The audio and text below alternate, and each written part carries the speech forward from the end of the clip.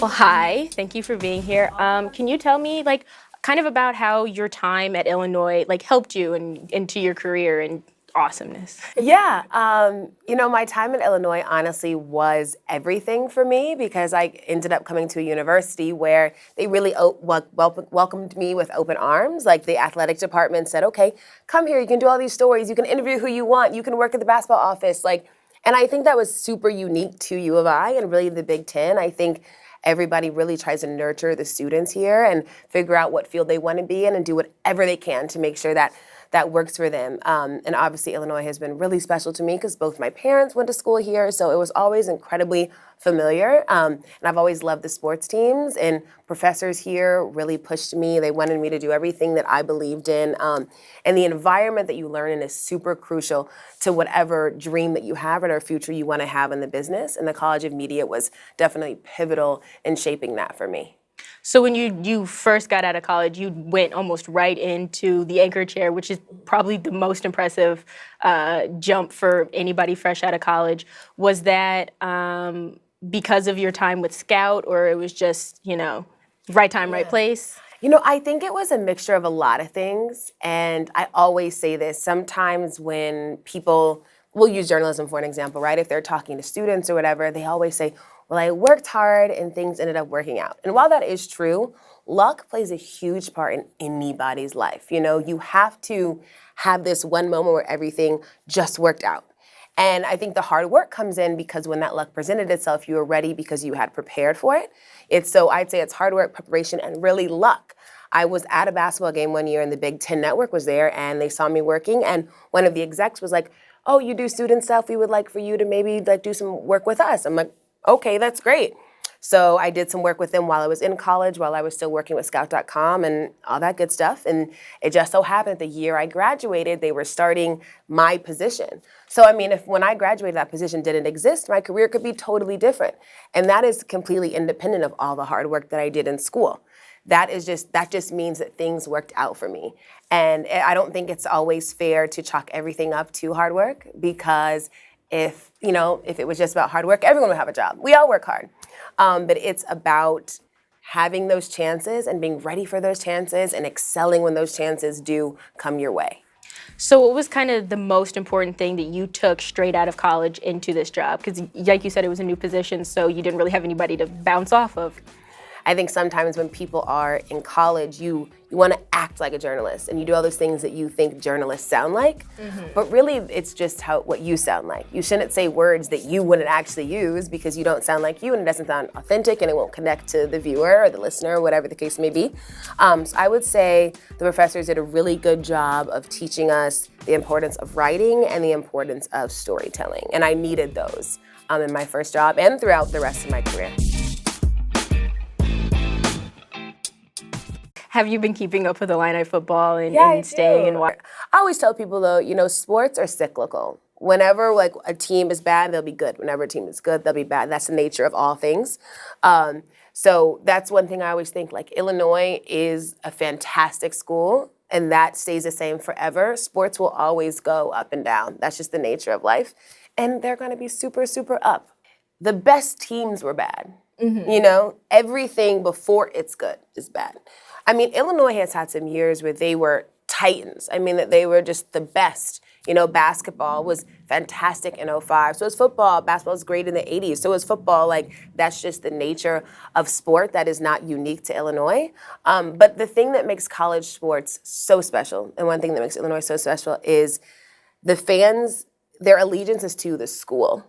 And the team comes with that, but you stay loyal to it because how much you love this place, how much you love Champaign, how much you like how the school makes you feel. And I would say hold on to that because why would you, let a team losing change any of that?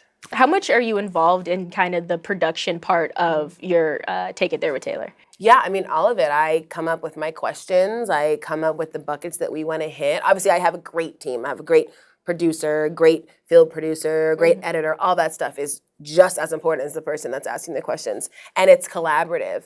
But I decide what I'm going to talk to them about, how I'm gonna ask them, what we're gonna touch on, what we're not gonna touch on.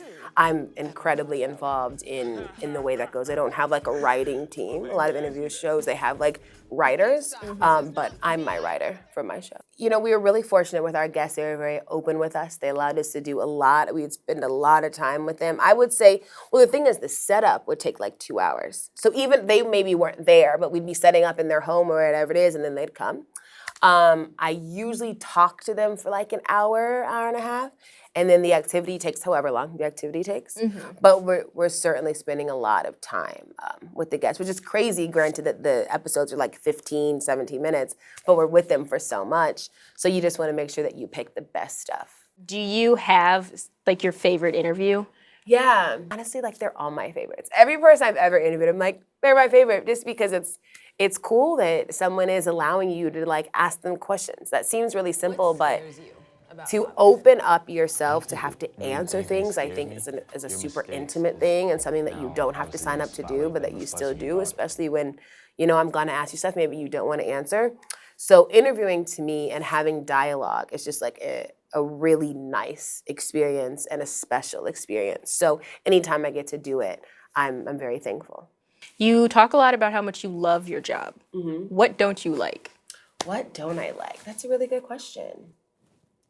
Well, this is one thing I always say anytime I'm talking to anybody is it's always going to be hard, you know, A, being a woman doing this job, B, being a person of color doing this job. It's just a different experience, both of those things.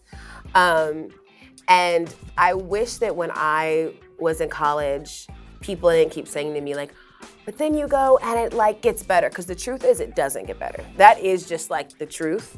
But you get better.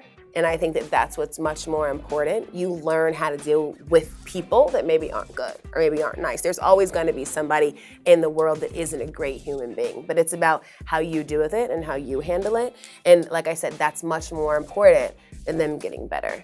So I feel super, like I'm very fulfilled with my job. I'm very happy with my job. I do wish, obviously, like everyone in the world was nice, but that's just not the way the world works. I think that to do this job, you have to be very secure with yourself, very fine being like in the public eye, you know? And I'm at a place now where like things don't really bother me. Like I'm not bothered by someone tweeting or commenting or saying whatever, because I recognize it's a part of it. And when you know yourself, those things just don't really matter. So that's probably what a lot of people don't like about this type of space and this type of medium. I think it'd be nice to have more time to do things that weren't work. I think that'd be very, very nice. But I can honestly say there's nothing about the job that I'm like, I hate this part of the job. I really, really love talking to people. I love people, and people are at the core of what we do. So I don't really have any complaints. What's kind of the advice that you would give somebody in J school, even entering J school right now?